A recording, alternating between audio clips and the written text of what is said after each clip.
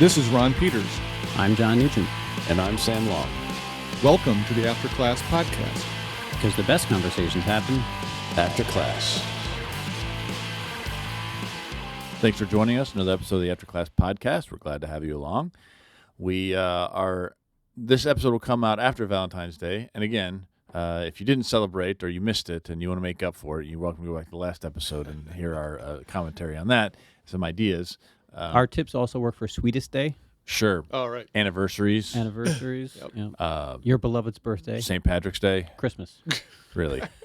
Pretty much any holiday you want to turn romantic. I mentioned before Arbor Day. Cupid's Day. Is that a thing? No. Okay, good. Cinco de Mayo. Oh, wow. That's a good time. May the 4th be with you. Right. Yeah. Et cetera. Yeah. So, and if you're the first lady, President's Day. sure, of course. But now that I has do come not recommend and it for gone, Secretary Thank Day. you. Oh, okay. That got dark. So now that that's gone, thankfully, it's Valentine's Day that is, we moved on in the calendar. And here at Great Lakes, we have things called Week of Outreach, which are opportunities for staff and students to go and find opportunities to serve in various places and locales.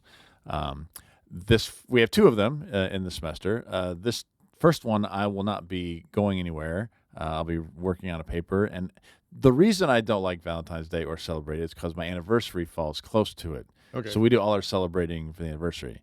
So Carrie and I are going away for the week, the back weekend of Week of Outreach. But Ron's got big, exciting news. Yeah. So Suzanne and I are going with Simon and Lindsay Phelps. Simon is our current men's RS here at the college. Simon and Lindsay lived in Hawaii for quite some time, and they lived there with DJ and Rebecca, their friends. We visited them 4 years ago. They brought us to Hawaii. They gifted us a trip to Hawaii. Well, they're now back here in the mainland, but we want to go back. And so Simon organized a trip to Hawaii. Suzanne and I are going to go with them. Some of the men's, I just lost. RAs. Yeah, RAs. Thank you. Yep. I was thinking RSs and RAs all mixed up here. Some of the guys are going along with us, and we're going to be serving on the island for 10 days. He's connected with YWAM, Youth with a Mission. So we have a lot of different events, things we're going to go do, just serving on the island. People are like, you're going to Hawaii to serve in missions. That sounds so rough. How convenient. Yeah, Hawaii in February. Yeah, brutal. What a horrible thing. But what they don't realize is we're not going to be spending a lot of time at the beach. Yes, we will go some. I don't deny that we'll hit the beach a little bit here and there. But we're not going there to vacation. We're going there to serve. And Simon and Lindsay have strong connections with people there. So we're going to have lots of opportunities for students to serve. And if you have morning devotions by the base of the waterfalls, who are we to judge? I would appreciate it if nobody judges. But I think one thing that people don't realize is that people who live on the island, especially like the natives of the island, people of Polynesian descent, it's a very different world. Our students should get an opportunity to experience a different culture, even though technically we're still in the United States. They're going to see a culture that's really different than mid-Michigan. And that's part of the goal of it, is for them to go, wow, even within the U.S., you can go someplace where you're seeing this radically different culture. And again, we get to know them and serve and do all that. So I'm really looking forward to making that happen. I am not looking forward to the 12 hours we're going to spend flying in order to get there. That's rough. The only negative. Yes. Yep. But once we're there, it's going to be great. I'm very thankful. Yeah, there's going to be a staycation organized here by our Dean of Students, Brian Baldwin. So he'll be planning events for those who stay in Lansing during Week of Outreach, opportunities to serve with local missions. Yeah. Oh, bless you. Excuse me. Thank you. So I might get in on some of those. Before then, my big trip is going to be to Florida for an accreditation conference, the ABHE. And so they put on a conference each February. And so there'll be lots of classes and workshops for me to attend that try to make me a better vice president of academics. And what's cool about this year, and this kind of is the week like right before, the Week of Outreach, is that we have a couple of students who applied for this program track. They had to kind of submit an application form and submit some of their stuff. But it's kind of a contest that allows people into a full conference program on writing as well as graphic design. Oh, wow. And we had two students apply, one as a writer, Bella Lab, and the other as a graphic design, Damari Reed. And so both of them got in, and there's only a select number of students that are allowed each year to enter into this. So, and this is a special 3-year program. So we're really proud to be taking students with us. Yeah, no doubt. And for them to get this experience, and I am also looking forward to the warmer weather. So I'm going to Hawaii. You're going to Florida. Sounds like a pretty tough gig. I'm going northern Michigan, so it's basically the same thing. Right, exactly the same thing. Hey, you know what though? I still love northern Michigan. I've been to the UP in the winter, and it's awesome. So I'm actually got some snowmobiling set up, so that'll be fun. but nice. It'll be very different than your experiences. Yeah. Well, at least up there you have a better chance of getting some snow. Right. This warm La Nina winter we're getting here. So Yeah. All right. Well, that's what the next couple of weeks look, and we're sharing that now because all this is pre-recorded, right? yeah. And we're kind of doing some back-to-back. We're doing 3 episode recordings this week to kind of, get material in the hopper for the weeks that we're gone and we can't record together. So Yep. I will be missing you guys as I am in Hawaii. You'll be in my mind all the time. Okay. I don't know if that'll be the case for me and you, but that's fine. I appreciate the sentiment. Yeah. And we're getting close to wrapping up Song of Songs. Yeah. We're not going to quite get there this episode. We may finish with the text the next episode. Yep. And maybe do one more episode to kind of explore allegorical interpretations and their possibilities and their limitations, and what does it look like to apply this to our lives. So we're kind of drawing near Amen. to the end game. So by the end of our week this week, we will have finished through the text. Right. When we record again Friday. But today we're picking up where, Sam? Chapter 6, verse 4. We just finished talking a little bit about the woman complimenting the man. And the women, the chorus kind of asked, "What's he like?" She told him. "Where is he?" "Oh, he's down doing what he does," which is flocks and herds and such. And then it begins again where the man once again begins lauding the woman. And so I get to read the man to start with, which is nice because I've been stuck with the woman for quite a few times. I don't think it's been intentional, but just fallen that way. It hit Ron pretty hard early on. So. Well, Yeah. Yeah, he cried, but It comes he around. got over it. I waited till we stopped recording, and then the tears were flowing most copiously. So we'll start in chapter 6, verse 4. You are beautiful as Tirzah, my love, comely as Jerusalem, terrible as an army with banners. Turn away your eyes from me, for they overwhelm me. Your hair is like a flock of goats moving down the slopes of Gilead. Your teeth are like a flock of ewes that have come up from the washing. All of them bear twins. Not one among them is bereaved. Your cheeks are like halves of a pomegranate behind your veil. There are 60 queens and 80 concubines and maidens without number. My dove, my perfect one, is the only one, the darling of her mother, flawless to her that bore her. The maidens saw her and called her happy. The queens and concubines also, and they praised her. Who is this that looks forth like the dawn, fair as the moon, bright as the sun, terrible as an army with banners? And so, hopefully, as you heard that, it sounded somewhat familiar. Yeah. It feels like the guy's run out of ideas, and so he's kind of copying and pasting a little bit from previous love poems. But Well, this is what happens when AI starts writing poetry Yeah. for you. It keeps going back to the same well, and it starts sounding very familiar. sure, but nonetheless, he's once again lauding her and finding some interesting images to describe her as. There's something new and some things old. So Yes. what are the repeats here?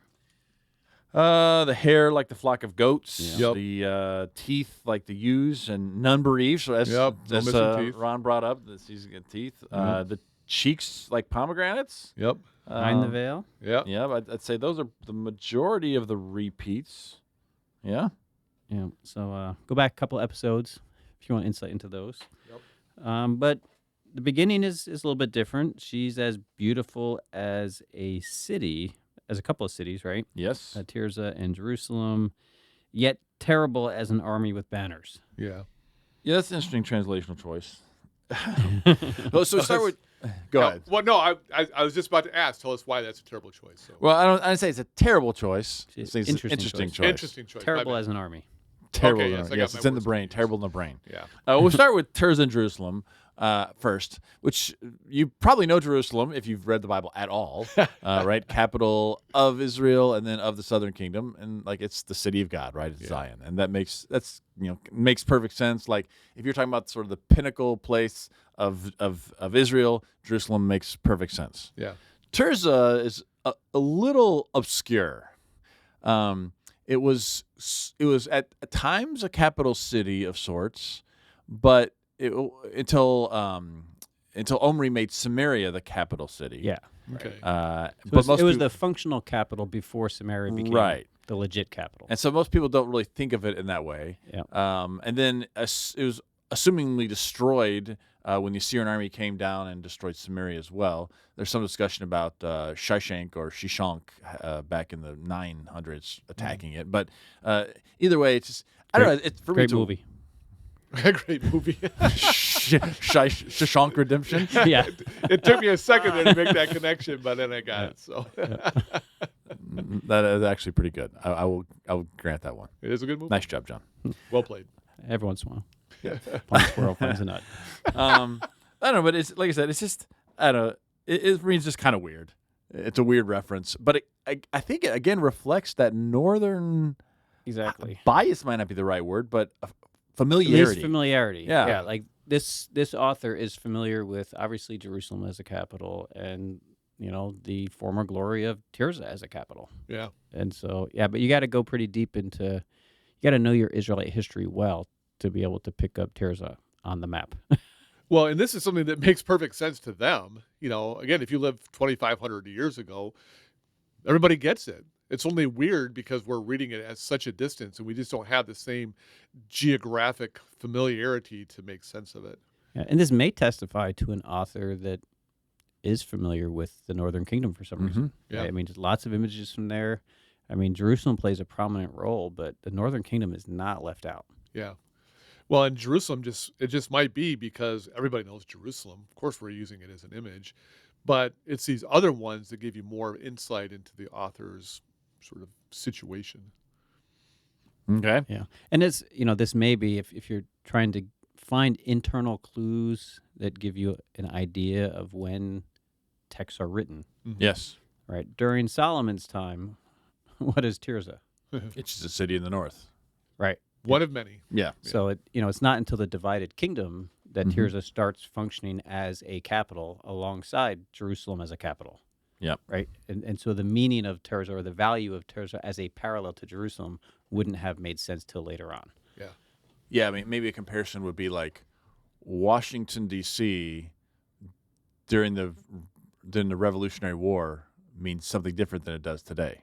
Yeah. Right? It wasn't the capital of America, right? Right, It was yeah. just another sort of place and time. Yeah. New York City had much more, sort of cred to it than Washington during the Revolutionary War. So, yeah. Yeah. So later, if Washington was referred to as a capital alongside the capitals of other countries, say in a poem or something like that, then you would say, well, it's probably safe to date this after the date that Washington, D.C. became the capital. Right. Yeah. So it's the kind of things that nerds get into when they're trying to date things. And but this is a little more Which concrete. is why they're not very good at dating. Sorry. They spend so much time with the history. But it's not that people who propose that Solomon didn't write this are crazy, right? That there's Right, no yeah. internal evidence that would lead them in that kind of direction. None of which, helps us appreciate the aesthetic beauty of this poem. Correct. It's time for us to stop being so nerdy and get back to the beauty of the poetry, right? Yeah. Speaking of beauty, terrible is an army with banners. Yeah, terrible is a terrible word choice. It's right, correct. So it's only used 3 times in the Hebrew text in the Old Testament. 2 of them are in this chapter, and so you come across words like this, and I think we as English speakers struggle to find an equivalent. Terrible in the sense of like awe-inspiring. Yeah. Yes. But these days we say awesome, but for us, awesome just means something we sort of like. Yeah. Right? Whereas awesome is something that like is overwhelmingly good, Yeah. not just sort of good, Inspiring. right? Like Yeah. a taco from Taco Bell is not awesome, but I like it. And yet it's part of the vernacular is, oh man, that taco's so awesome. So you're talking to Rich Mullins, awesome. Yes, our God is an awesome God, and so it's almost like knocks you off your feet, Yeah. like overwhelmingly impressive. Yeah. Now, that could lead to fear. So, for example, an army, for me, this goes either way. So, if it's your army and they're all like ready to go, armored up, and they're lined up in the battlefield, like, man, They look great, ready to go. That is If it's awesome. right. If it's the opponents, it's fearful because Yeah. they're coming at you. Right. And so it goes both ways depending upon which side you're on. Yeah. Yeah, but terrible in English just doesn't go that Correct. way. Terrible just means bad. Awesome would have been better. Yeah. Yeah. Or awe-inspiring or something like Yeah. that. So I can go really, really nerdy, or a few of our listeners will get it, that in the book The Lord of the Rings, there is a moment when Galadriel it's in the chapter of the Mirror of Galadriel, and she's being tempted by the ring, and there's like this vision of her where she becomes terrible in her beauty. That's literally the word that J.R.R. Tolkien uses. But I think it's going back to what you were saying, Sam. I think for like 21st century Americans, terrible just has a very negative connotation to it. But he's using it in the sense of terrible, in the sense of awe-inspiring. And just as you said, if you're on her side, it is awesome to this nth degree. But if you're against her, you're going to be scared out of your gourd. And So there's a parallel scene it's either in one of the movies or in the Amazon Prime show. no, it is in the Fellowship Yeah. of the Ring. Okay, where yeah. when You she's don't have to be with that Frodo, much of a nerd. You just be a movie watcher. You can get that reference. movie watching nerd. Yeah, I because was able to follow. yeah, there's this transformation where She was Peter scary. Jackson makes her look scary, which I don't think was a good interpretation of it per se. But it's that idea that she is terrifying in her beauty and her strength. Yeah, and I think another word that we could throw in there is majestic. Yeah. 'Cause you're talking about cities, capital cities, and then armies and banners. It's kind of this royal, awesome impressiveness Yeah. that you have with castles and armies and banners. So majestic might be, a parallel that would kind of capture what armies are Yeah, in connection with capital cities and such. yeah. It's a compliment here. And there's something cool about, though, like, that she, the very next verse, turn away your eyes from me, for they overwhelm me. Right. Yeah. That he is kind of intimidated, but it's not because it's scary. Mhm. I mean, your beauty is overwhelming. I'm Yeah. overcome. I'm not worthy of your beauty. Yeah. And you can see, there'll be some people like husbands at like a wedding ceremony when the bride first appears and the husband sees her for the, sometimes guys can be overcome Yeah. by Good their point. beauty and their self-presentation. Yeah. Yeah, and that's the whole thing now with weddings, like the first look and Yep. all that and whatever. Well, I mean, that's why But yes. the groom's not supposed to see her before the wedding. The first view should be her walking down. Yeah. Majestic. Yeah. Yeah. Awesome. Full of awe. And then he thinks, I'm not worthy. That's right. I'm not worthy. Yeah. It's a Wayne's World situation. I was thinking the same thing. Yep. And then we could probably move quickly over the hair and the goats and the teeth and the ewes and the washing and the twins and the breed and the cheeks Been there, done that. to verse 8, unless you want to say something, John. No, Okay. I like verse 8 a lot. There are 60 queens and 80 concubines and maidens without number. So he's setting it up as like there are lots of really beautiful women out there, right? And so I don't know. Majestically beautiful. Yeah, and I'm not sure if you're intended to think of Solomon and his many wives and many concubines. Those are not numbers aren't even close to the numbers listed in Kings for him, but Right. there are lots of them and they're all beautiful. But verse 9, my dove, my perfect one, is the only one, the darling of her mother, flawless to her that bore her. Like that, it's kind of like of all the women in the world, you're the best. Yeah. Right? Of anything that anyone else could put in front of me, I'm still going to choose you. Right. Exactly. And it's, even to the point where everybody else agrees. The maidens see her. Sorry, I took off my reading glasses. I can't read what I'm reading here. Put my glasses back on. The maidens saw her and called her happy. The queens and concubines praised her. And so it's not just, I see all these beautiful women out there and, they live in your shadow. But those very women are saying, we think you're the most beautiful. They're acknowledging her beauty, agreeing with the man who's praising her. It's like Cinderella. There you go. They're all there. She shows up, and everyone's like, oh, wow. This Yep. is the most beautiful woman here. Yeah, I mean, the crowd parts on either side. It's almost like Moses in the Red Sea. It's just this whole parting of the people, creating the space for her to walk through. It's like, we all got to take a step back because we cannot compete with you. I feel like it's more Esther-ish, but that's fine. There you go. There you go. The Miss Persia contest, she won it. So Miss Persia contest. You don't really get the perspective of all the losing women. not so No, much. you don't. Yeah. Yeah, That's where Cinderella comes in clutch. Yeah, that's fair. That's fair. So who are the ugly stepsisters in this situation? But I think one of the things that's important about this passage is it's thematically one of those pieces that ties together the different poems. Like, Oh yeah. this ends, the book kind of ends from her perspective. Let Solomon have his 1,000, right? Let him have his vineyard and all his wives and all the best of everything and all of its grandeur, but I want my one. I have my one. Yeah. And this is from the man's perspective. Mm-hmm. Like he's thinking that way too.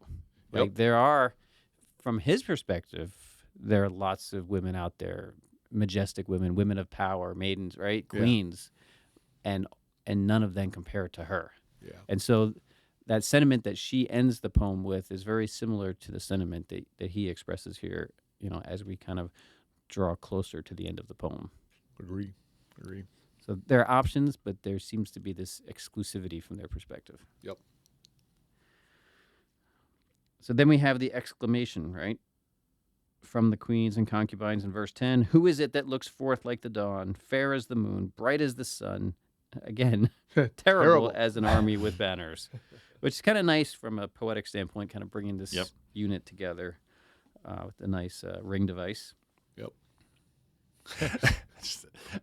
It's almost like the whole backhanded compliment. Who's like her? She's terrible. She's the worst. Not quite what they're saying. Exactly. And then I think it's you, John. All right, so we're going to move forward to verses 11. Well, here is some back and forth, right, between verses 11 through the end of 13. So I'm going to read, then Sam, then Ron, because you're switching perspectives. So the first one. I went down to the nut orchard to look at the blossoms of the valley, to see whether the vines had budded, whether the pomegranates were in bloom. Before I was aware, my desire set me in a chariot beside my prince. Return, return, O Shulamite. Return, return, that we may look upon you. Why should you look upon the Shulamite as upon a dance before two armies? Shulamite. We'll get to that. Yeah, we'll get to it. I'm curious about Shulamite. Oh, that's fair. Yep. So she heads down to the old orchard, does another garden visit, which again is a great idea for those looking for a date night. Yep.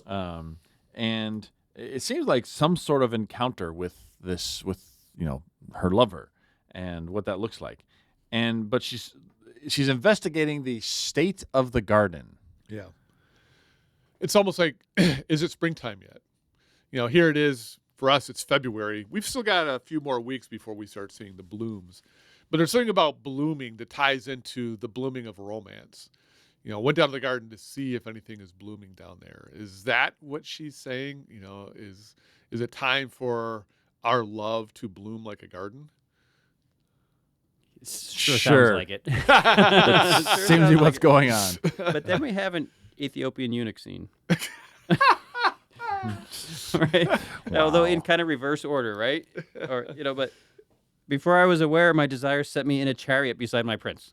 Okay, I get it. Like the Ethiopian eunuch. in a chariot, right? Yeah. And like not there, right? Except I'm with you. I'm trying. later on, Philip just disappears. Where'd he go? With Enoch. With Enoch and Elijah. Turned up in Caesarea, I believe. Yeah, what's going on here, Sam? I don't know, man.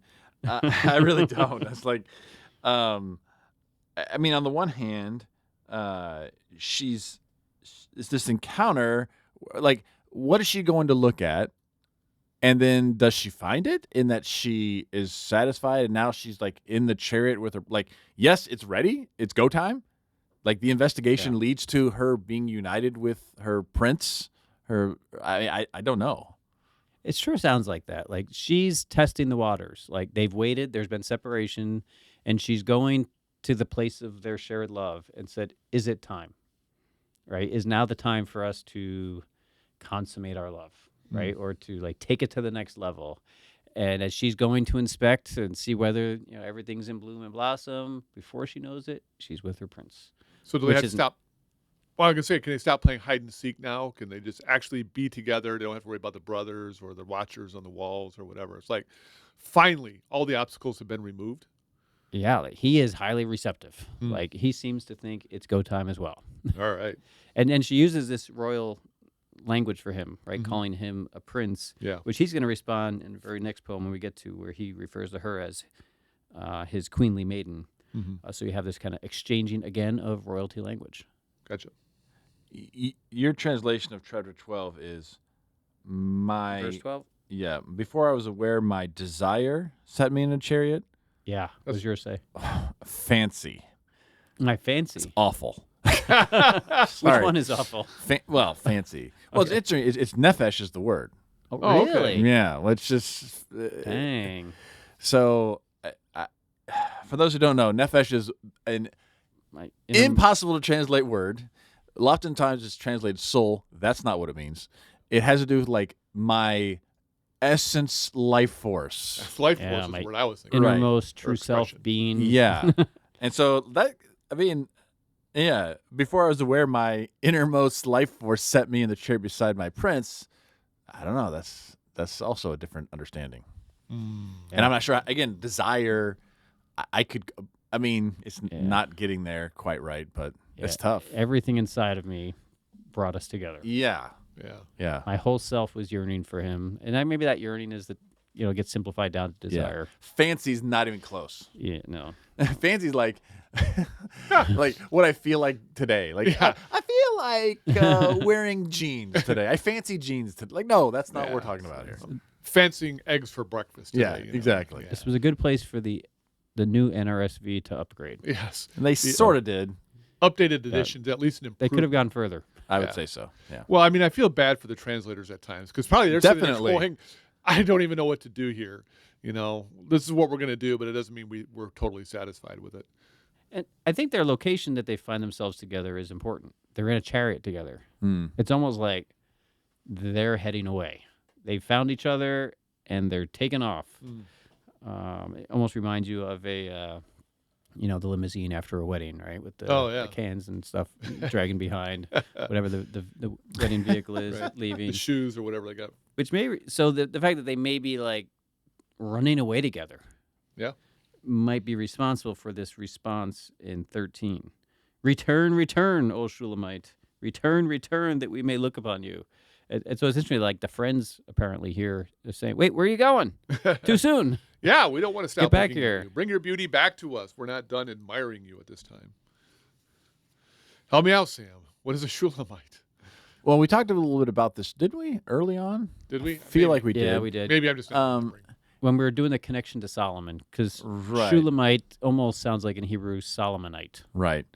But also it comes from like shalom, which has the idea of like completeness. Peace. And so for me, it's like and there is the definite article. So it's like for me, it's like return, the perfect woman or like Okay. the The complete wholesome like, one. like the full- complete whole package. Yes. Oh, There you go. Okay. It's really, to be honest, I think that's what they're talking about. Okay. Because Gotcha. so far, if you take the descriptions at face value, Yep. she's got it all. She's a complete Right? package. And so return, and then of course he responds, "Why should you look at this perfect package?" But like, that's what I think. That's what I would go with. I don't think it's an ethnicity because there's no record of a Shulamite people, and the Solomon thing is a bit of a stretch. Right, yeah. And there's And- the Abishag. Yeah, the Shunammite Who was thing.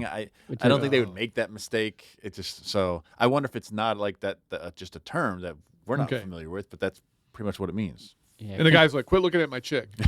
Quit staring. Yeah, I think contextually, in light of the queens and the maidens extolling Yeah. her beauty, it follows naturally to go on that shalom reference. Gotcha. Yeah.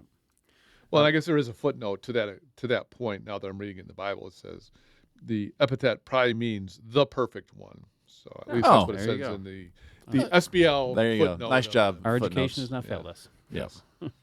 It's funny, this kind of back and forth. They're saying, "Wait, get back here," and the dude's like, "Wait, why should you look upon her as a dance before two armies? Like, what are you, voyeuristic? What's going on here?" Well, and again, the footnote here in the SBL says, charge may be read a camp dancer, a woman who dances in the camps of soldiers or shepherds. It's like a camp dancer. That doesn't sound like a complimentary thing. Well, maybe he's saying, why are you looking at her like that? Like he's like, quit. She's not like a circus performer for Yeah. you. She's mine. Yeah, she's not a trained bear. Eyes off. So no Yeah. oogling my woman, Right. as though she's Yep. just some tramp who's dancing for money. Exactly. Which, of course, not what they're doing, right? Right. No. you wonder what motivates their desire, like because they've been like cheering her on the whole time. Yeah. Go get him, he's yours. What makes him so great? And they just put the ball in the tee and she knocks it out, right? Up to this point, and now they're like, now it seems like it's about time. Right. Like the friends start missing her, like they sense that they're in this chariot, they may be gone for good, and so there seems to be in the woman's relationship with her friends, there seems to be a progression. Yeah. Her relationship with the man is progressing enough that it's starting to impact the women, and they feel like she's leaving him, and then he's like turning around and being possessive. No. I've waited long enough to have her. You Back can't off. get her back. Back You had her off. all this time.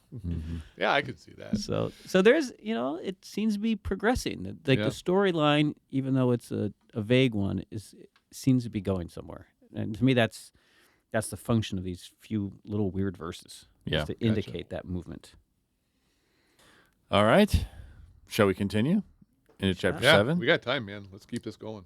All right. Well, the man is going to have another go at it. Hopefully get some new images, which he does, instead of recycling previous ones. Right. I believe it's your turn, John. It is. How graceful are your feet in sandals, O queenly maiden. Your rounded thighs are like jewels, the work of a master hand. Your navel is a rounded bowl. May it never lack mixed wine. Your belly is a heap of wheat encircled with lilies. Your 2 breasts are like 2 fawns, twins of a gazelle. Your neck is like an ivory tower. Your eyes are pools in Heshbon, by the gate of Bath Rabim. Your nose is like a tower of Lebanon, overlooking Damascus. Your head crowns you like Carmel, and your flowing locks are like purple. A king is held captive in its tresses. How fair and pleasant you are, O loved one, delectable maiden.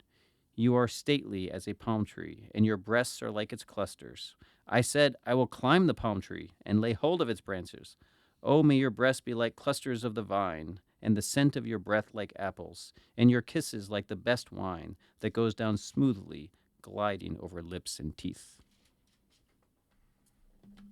Yep. Yep.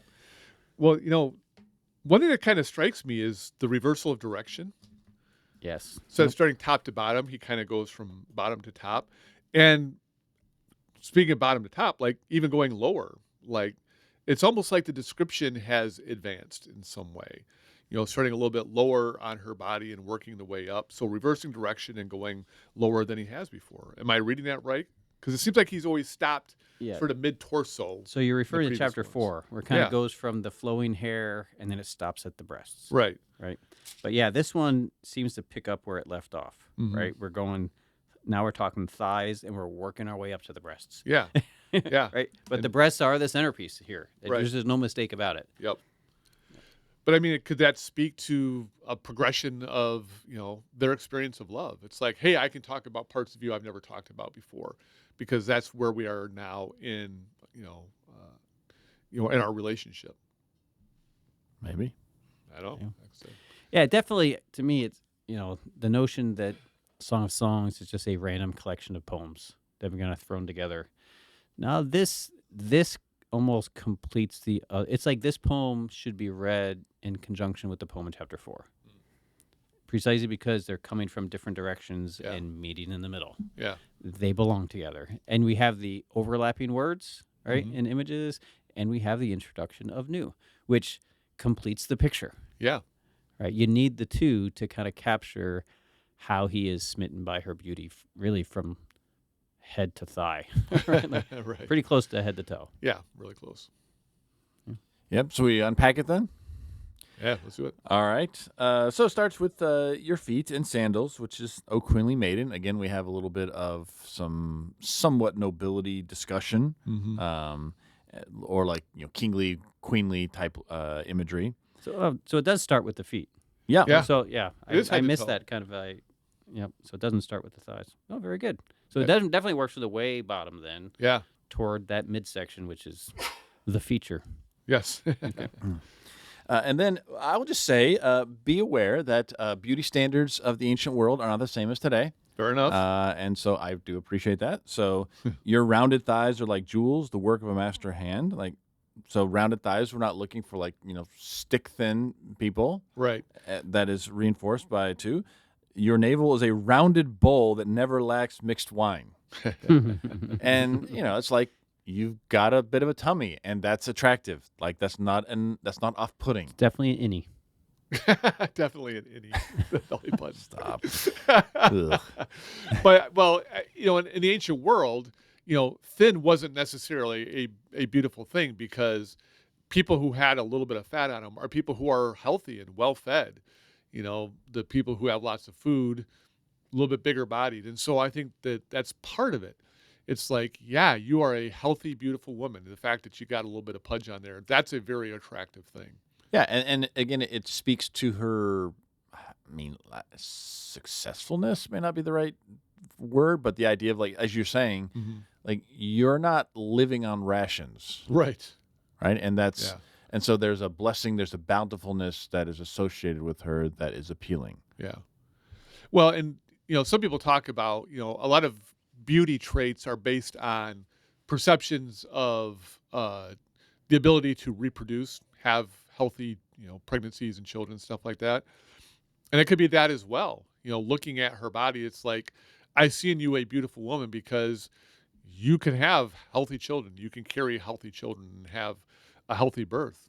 These are also those kinds of traits that you look for in a spouse. With infant mortality rate as high as it was back in the day, Yeah. really thin women, right, really petite, thin women have difficulty having children without excessive tearing, bleeding, right? There are things that are higher risk, and so you want a more full-bodied woman because of her procreative ability. Yeah. And the horror that you have when your loved one in giving birth, is suffering terribly and doesn't make it. Like there's a lot going on in their preference for different body types. Yep. Yeah, I think of we just went in OT1 just talked about the story of Jacob and Rachel and how much she struggled to give birth, but finally does give birth to Joseph, and then Benjamin, but dies during childbirth. Yeah. Which is why Jacob always has this affinity for both Joseph and Benjamin, like the children of his beloved who died while giving birth, and so like there's definitely something to be said about in the ancient world, like.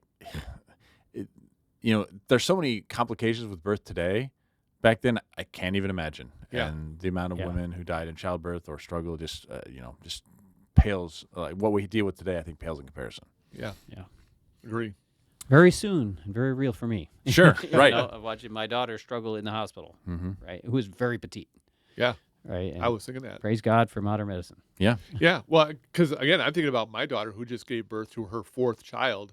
And my daughter does great. She does really well with her pregnancy and births, and I think about her health as she's gone through all these. I'm so grateful for that.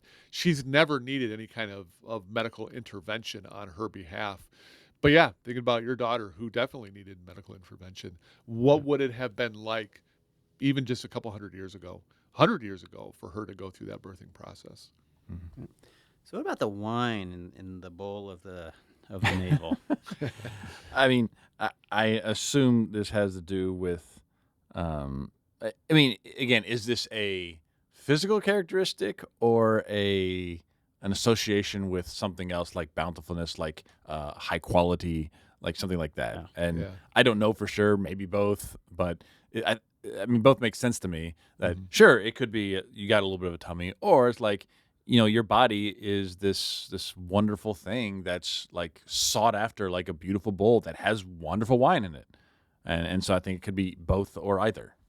Yeah, it's a statement of a bowl full of wine. Yeah, It's a place of celebration. That's right. It's an occasion of celebration. And Better than a bowl full of jelly, I guess. I guess. Santa Claus. Oh, My head went to the DC Talk song "Jesus Freak." Well, we're talking about this guy in the corner who's wiggling around like marmalade jelly. Oh God, I didn't think about that. Yeah, it's bad. But it does say then your belly is a heap of wheat encircled with lilies, which again is this idea of bountifulness, but it's also beautiful because there's lilies around it, right? Yeah. You don't want to eat lily wheat, right? But Yeah, that's but right. if you have bountifulness, but then also beautifulness. It's like this combination of these ideas. Yeah.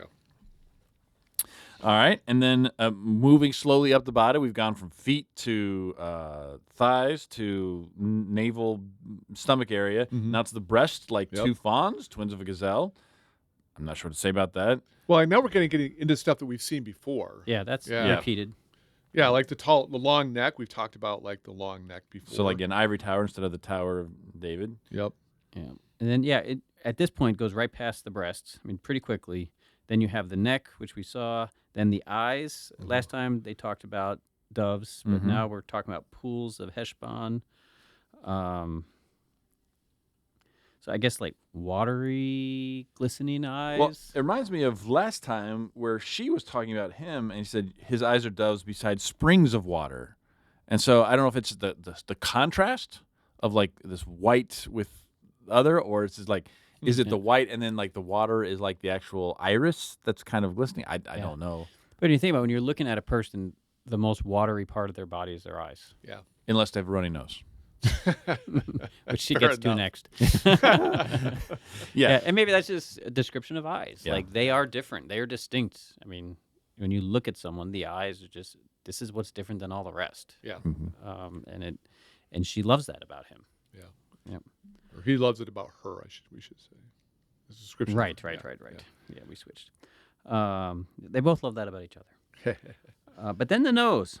That's Is this a Like a big Tower nose? of Lebanon. But yeah. I mean, It was funny to me when I read that. It's like she's got a big nose.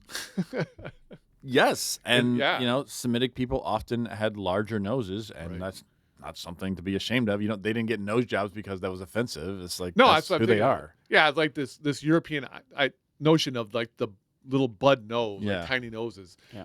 That's really idiosyncratic to a certain group of people. Not everybody thinks that way. Yeah, and then, the way people are is they're attracted to people who are like them. So Semitic people are going to find beauty in people who look like them. And Yeah. the women in their life and men in their life are the standard of, they get to set the standard of what beauty is. Right. And so a larger nose, a nose that is just right for our people, Yep. that's, is one of the best compliments they can give. Yeah. Agreed. Just entering other people's worlds a little bit. Yep. And then this one does end with the head. Your head crowns you like caramel. Your flowing Not locks. caramel, to be clear. Yes. Right. Caramel being a mountain. Yep. Yep. And it's in a mountain, it's known for having snow on top of it. Snow capped, yeah. Right. Which does she have white hair? Or is he just saying you're kind of majestic like that? Yeah. Well, her locks flowing are like purple. A king is held captive in its tresses. Absalom? Can't get my hands out of the hairs. Yeah, that's kind of a repeated theme, right? Yeah. Right, yeah. He literally is caught in there. Yeah. That's interesting. Yeah, the purple. I mean, I wonder if it's like going back to that black, but sometimes black has a purple Yeah. sheen to it in Yep. certain lights, perhaps. I don't know. And the connotation of purple and royalty. Royalty, sure. Because it switches right to the king. Yeah. Yeah, and so the royal language kind of continues here. All right. Oh, we continue. Yeah, we got a few more but verses. So we so read through 9. that's kind of like that's kind of a. He returns to the It's not an breasts. end, but he kind of changes tact a little bit, right? And so then just a general statement: you're fair, you're pleasant, delectable, which is an interesting translational choice. Delectable. And then you're stately like a palm tree. Your breasts are like its clusters. I'm gonna climb the palm tree and lay a hold of the branches. And I always say to my students when we go through this, like, if this is an allegory of God's love for the church, I'm not interested.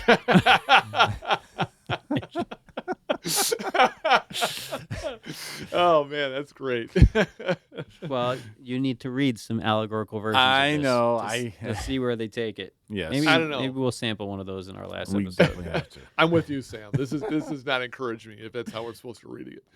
I don't think a lot of branches in palm trees. Right. There's not. It No, kind of they're goes not, at the top. It goes like, I guess it's weird. But you've already kind of reached the clusters before you get to the branches. Right. Yeah. But maybe, you hold on to the branches so you can, take of the clusters as you wish. I think it's, he's kind of landed here and spends a lot of time talking about her breasts and where does Hans want to go, and this is why, again, I think that this might be talking about their love moving to the next stage. It's like, now we can really enjoy our love in ways that we never have before.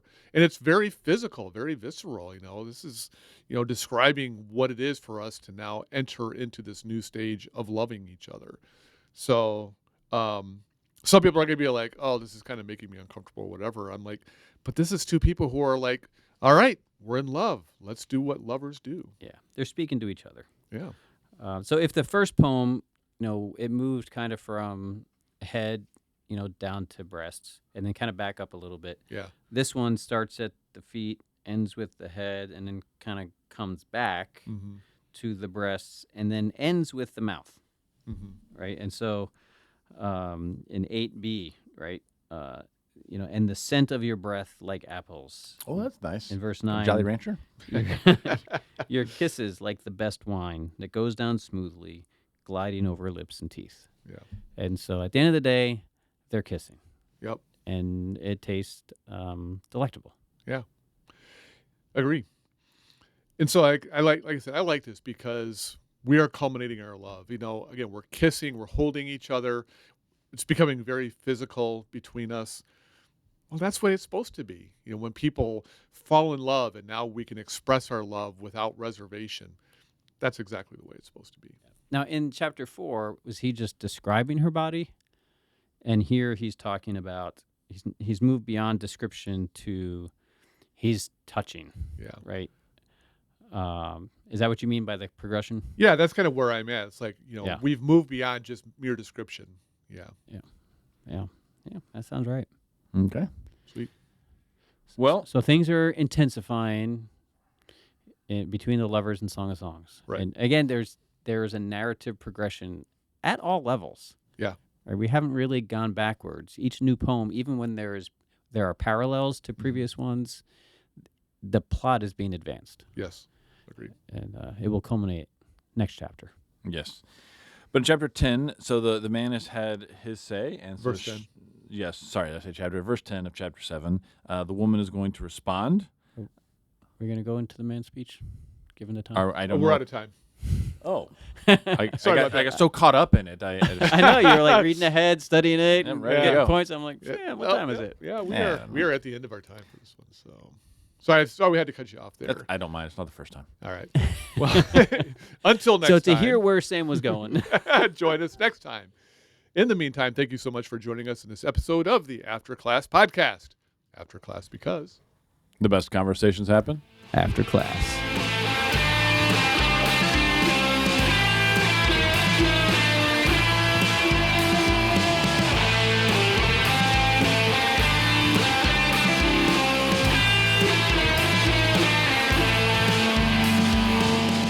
Thank you again for listening to the Afterclass Podcast.